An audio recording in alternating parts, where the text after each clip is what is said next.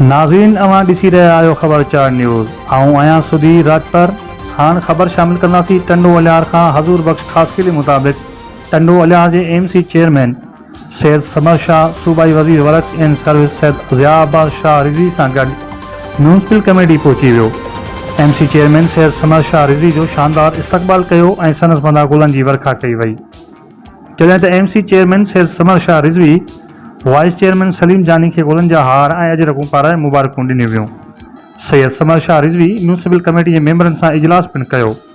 इन मौक़े ते परवेज़ समूह, आफ्ताब जूने जो, गुलाम मुस्तफ़ा ज़रदारी, आशिक़ ज़रदारी समेत पार्टी जा सभई वर्कर्स मौजूद हुआ।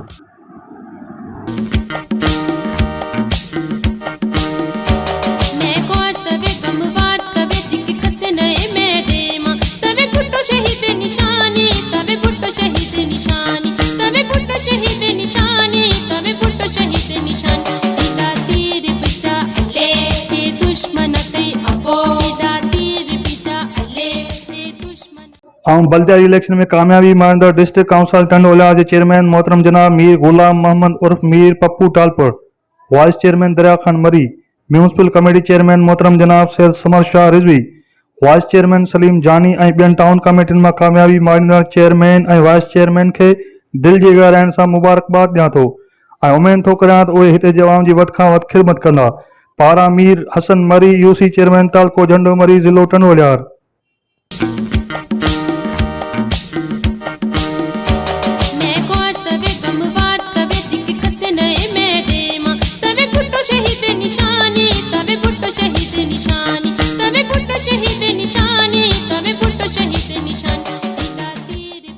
आऊं असांजे प्यारे हरदिल अज़ीज़ सूबाई वज़ीर works and service Syed Zia Abbas Shah Rizvi जे फर्ज़ंद सैयद समर शाह रिज़वी के बल्दिया इलेक्शन में म्यूनसिपल कमेटी जो चेयरमैन थियण ते दिलि जी गहराइण सां मुबारकबाद ॾियां थो।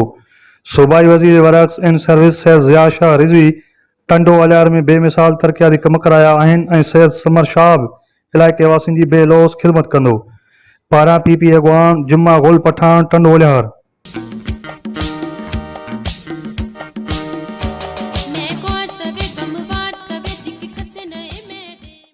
बल्दिया इलेक्शन में कामयाबी मारंदड़ डिस्ट्रिक्ट काउंसिल टंडो अलियार के चेयरमैन मोहतरम जनाब मीर गुलाम मोहम्मद उर्फ मीर पप्पू टालपुर, वाइस चेयरमैन दरिया खान मरी, म्यूनसिपल कमेटी चेयरमैन मोहतरम जनाब सैयद समर शाह रिज़वी, वाइस चेयरमैन सलीम जानी ऐं ॿियनि टाउन कमेटियुनि मां कामयाबी मारंदड़ चेयरमैन ऐं वाइस चेयरमैन खे दिलि जी गहराइण सां मुबारकबाद ॾियां थो ऐं उमेद थो करियां त उहे हिते जे अवाम जी वधि खां वधि ख़िदमत कंदा। पारां मीर हसन मरी, यूसी चेयरमैन तालको झंडो मरी, ज़िलो टंडो अलियार।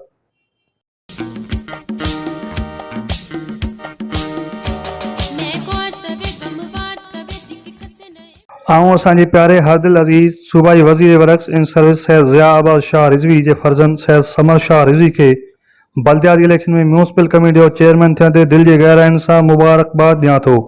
सूबाई वज़ीर works and service Syed Zia Shah Rizvi Tando Allahyar में बेमिसाल तरक़ियाती कम कराया आहिनि ऐं सैयद समर शाह बि इलाइक़े वासियुनि जी बेलौस ख़िदमत कंदो।